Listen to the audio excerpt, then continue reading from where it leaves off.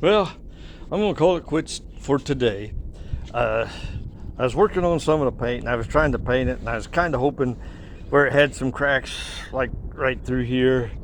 I figured I could just paint over them, but that ain't gonna work. So what I'm trying to do now is I'm using a grinder and smoothing out the rust spots, and that's actually working a little better than I anticipated.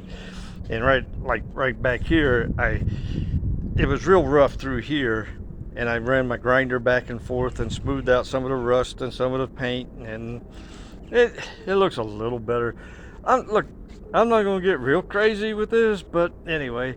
And this spindle and this spindle, I took both of those apart.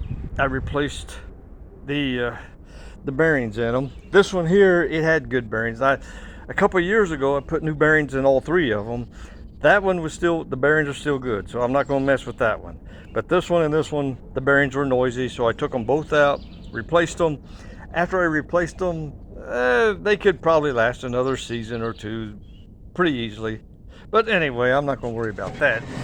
But what else I did, oh, get this thing up, turned over here. As you might be able to see, there's a little bit of yellow paint on the bottom, but I didn't paint that. I power washed the bottom. I sharpened the blades, got the blades nice and sharp on it, and then I started with the paint deal. And I was thinking, maybe the paint would just fill in the cracks. Well, that doesn't work very well. Really, what I'd really like to do is just take the thing off, take everything off of it, take it someplace and have it sandblasted. That'd be the best way. And then start with primer paint and then some yellow paint and be done with it.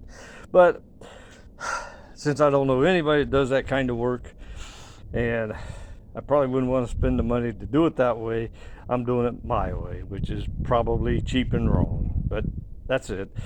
But one thing I have found, this little trailer here, I got this from my buddy Ed a long time ago, and I took it apart and I painted the framework of it white, and then I painted it red. Of course, I got yellow paint all over it now, but anyway, that made a good table for working on that thing with today.